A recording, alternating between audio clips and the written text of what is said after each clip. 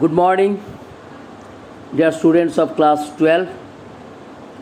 Today is 25th September 2021. In my previous class, I told you, actually we read the poem Asleep in the Valley. Today, again, we will discuss on two stanzas, that is the octave part of the poem, the first 8 lines of this particular poem in octave part.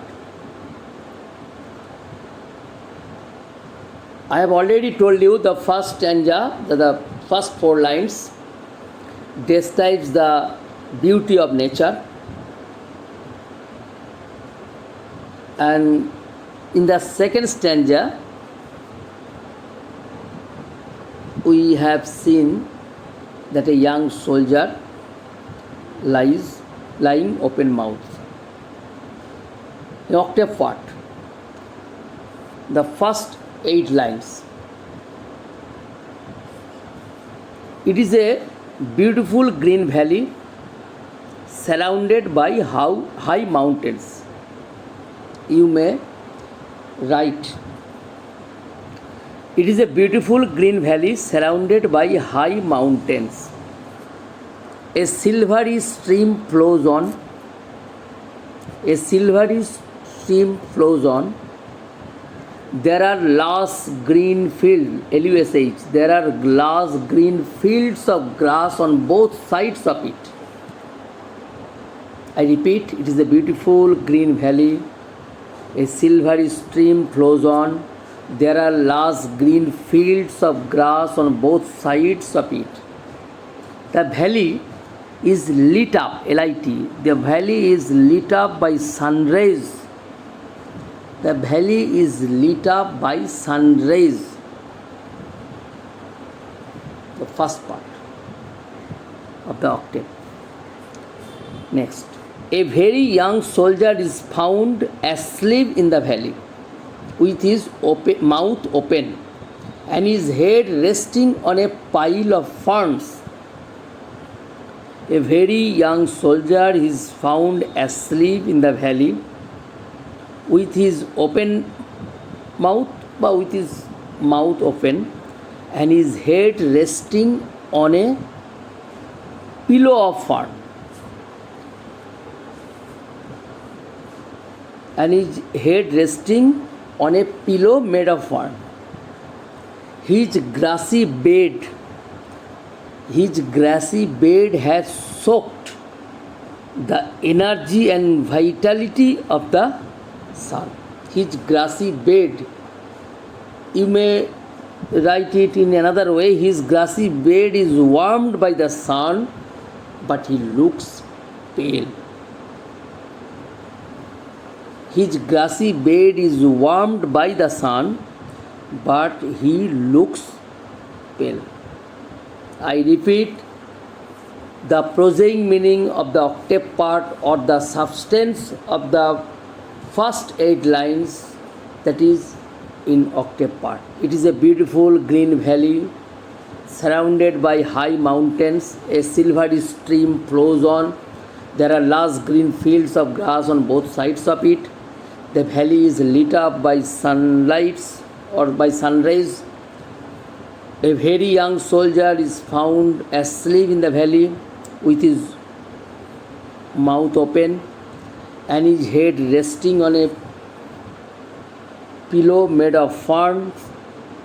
His grassy bed is warmed by the sun, but he looks pale. Now, the last 6 lines, that is in the sestet part. There are some flowers growing at his feet, stretched on the ground. There are some flowers growing at his feet, stretched on the ground. In his sleep, he appears pale, but he is smiling innocently like a child.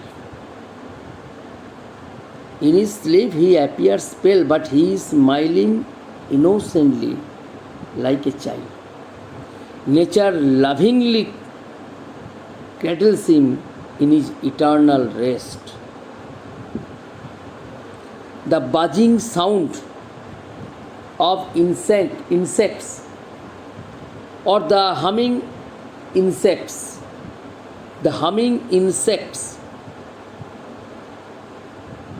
do not disturb his sleep. He appears to be sleeping peacefully with his one hand on his chest. But it is viewed, if it is viewed closely, it is seen there are two deep bullet wounds in the side of his body.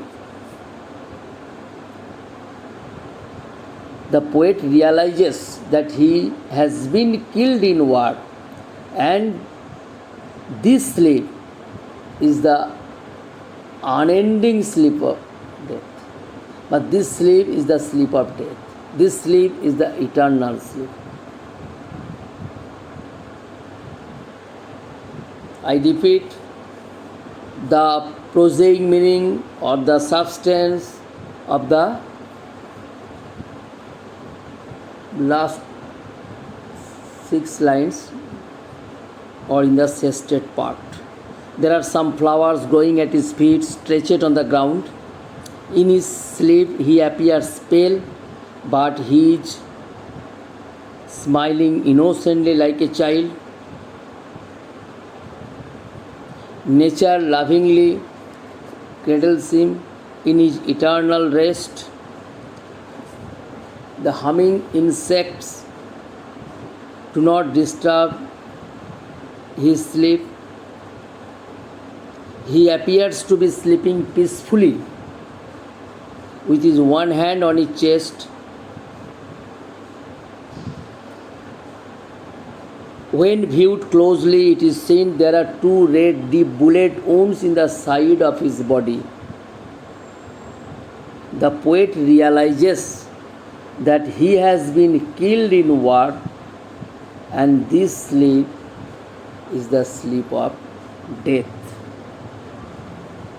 You may read the poem again and again, and